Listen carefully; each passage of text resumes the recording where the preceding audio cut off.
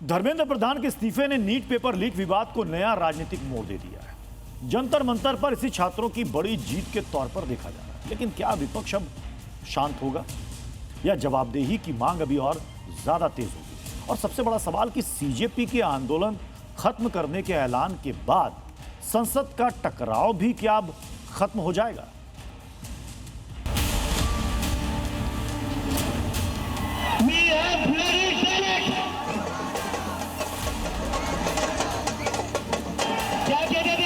इस सरकार में इस्तीफे नहीं होते। हम कहना चाहते हैं, झुकती है दुनिया, झुकाने वाला चाहिए।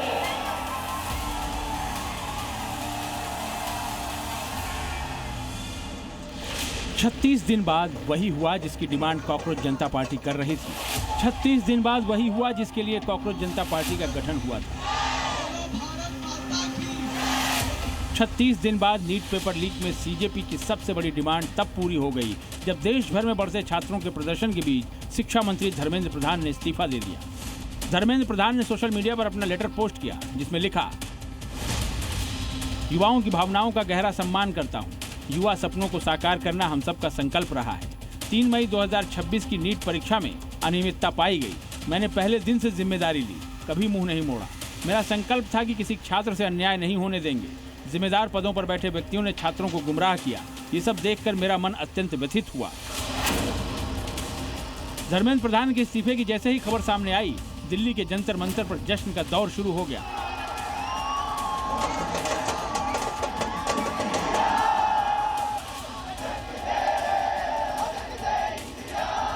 तो डरना नहीं है, डरना नहीं है। डेमोक्रेसी है। अगर डेमोक्रेसी में बोलने से डर लगने लगे तो कैसी डेमोक्रेसी है? डरना नहीं है। अगर अपनी आवाज उठाओगे तभी ये लोग लाइन में रहेंगे और इन्हें लाइन में रखना जरूरी है।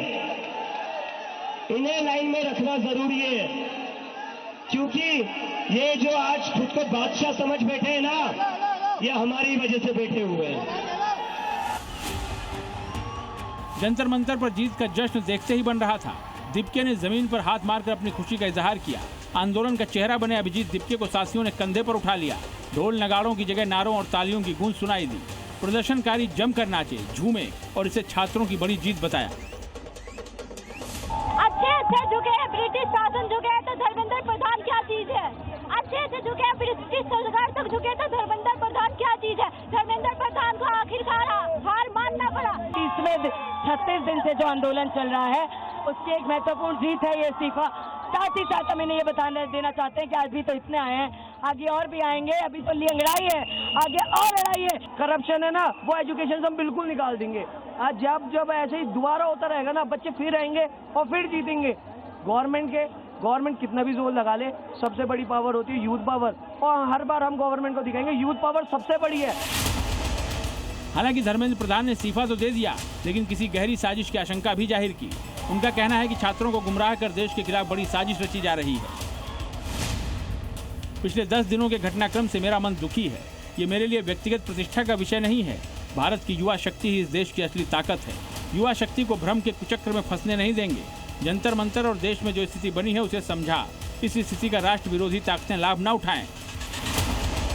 दरअसल दिल्ली पुलिस ने भी आशंका जताई थी कि जंतर मंतर पर प्रदर्शनकारियों की भीड़ में शरारती और उपद्रवी तत्व घुसपैठ कर चुके हैं, जो पुलिस और सरकारी संपत्ति को निशाना बनाकर नुकसान पहुंचा सकते हैं। धर्मेंद्र प्रधान के इस्तीफे की वजह कुछ भी हो, लेकिन अब सवाल यह है, क्या विपक्ष अब धर्मेंद्र प्रधान के इस्तीफे से संतुष्ट होगा? क्या सोमवार से संसद का गतिरोध खत्म हो जाएगा? ये वो सवाल हैं जिसके जवाब का इंतजार अब पूरे देश को है। ब्यूरो रिपोर्ट, जी मीडिया।